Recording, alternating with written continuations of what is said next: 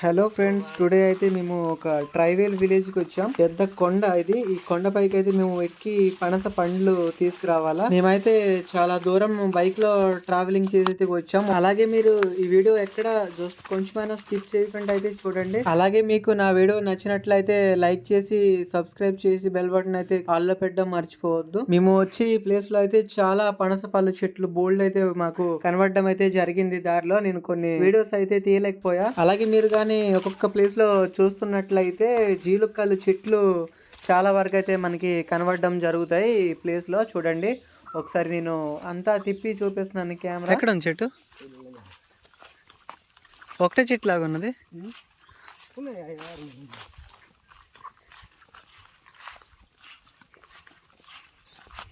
అక్కడ చూడండి, అక్కడ మీరు చూస్తున్నట్టయితే ఒక చెట్టు అయితే ఉంది. మనము ఇప్పుడు ఆ చెట్టు దగ్గరికి వెళ్ళబోతున్నాం.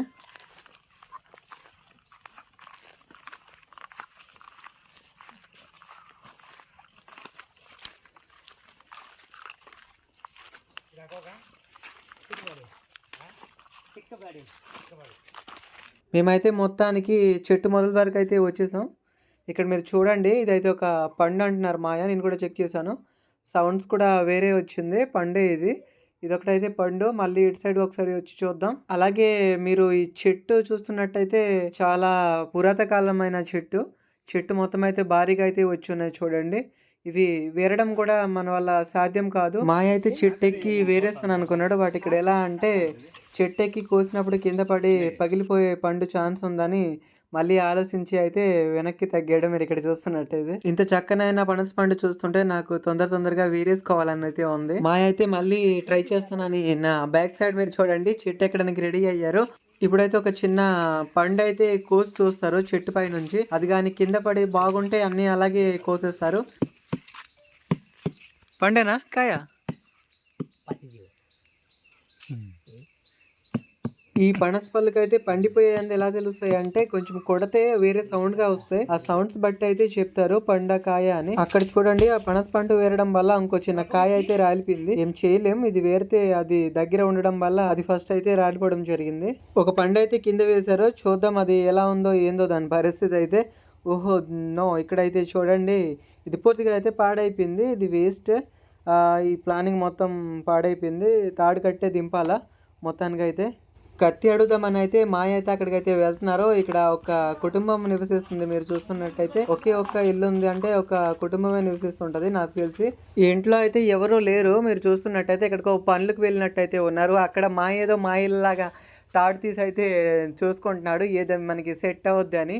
బోల్డ్ తాళ్ళు అయితే ఇక్కడ ఉన్నాయి. ఇవి ఏదో నారతోని చేస్తారు. ఈ తాళ్ళు చాలా స్ట్రాంగ్గా ఉంటాయి. మనము షాప్స్లో కొనుక్కుంటాం కదా, ఆ తాళ్ళు కాదండి. ఇవి చాలా నేచర్లో తయారు చేసినవి, నేచురల్గా ఉంటాయి. తెగవు కూడా, చాలా లాంగ్ లాస్టింగ్ కూడా చేస్తాయి.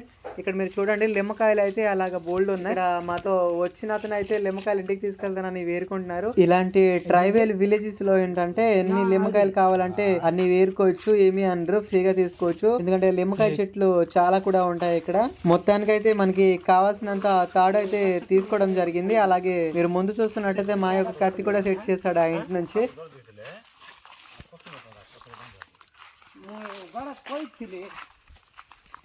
అక్కడ చూడండి, అక్కడ కూడా జీలుకలు చెట్లు చాలా వరకు అయితే ఉన్నాయి. ఇటు ఎక్కడంటే అక్కడ చాలా జీలుక చెట్లు అయితే మీరు చూడొచ్చు వస్తే. నాకు ఇలాంటి ప్రాంతంలో తిరగాలంటే చాలా ఇష్టం, మీకు కూడా తెలుసు. తాడైతే మనం తీసుకొచ్చాం కదా మనతో పాటు. ఇప్పుడు తాడు పట్టి అయితే చెట్టు ఎక్కడం జరుగుద్ది మాయ. మీరు చూడండి, ఇక్కడ చెట్టు ఎక్కి అయితే ఒక పనస పండు కూసు అయితే దాని కాడకైతే కట్టి మెల్లమెల్లగా అయితే దింపడం అయితే జరుగుతుంది.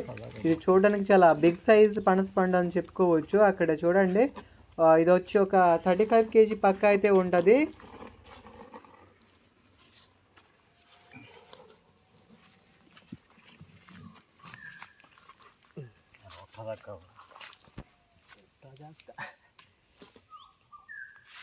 এটা গুটো উলে আপরা কটা যে তলটা এইটা উলে গোল ডাল ধরে না, রাউন্ড ডাল ধরে দিয়েছে না।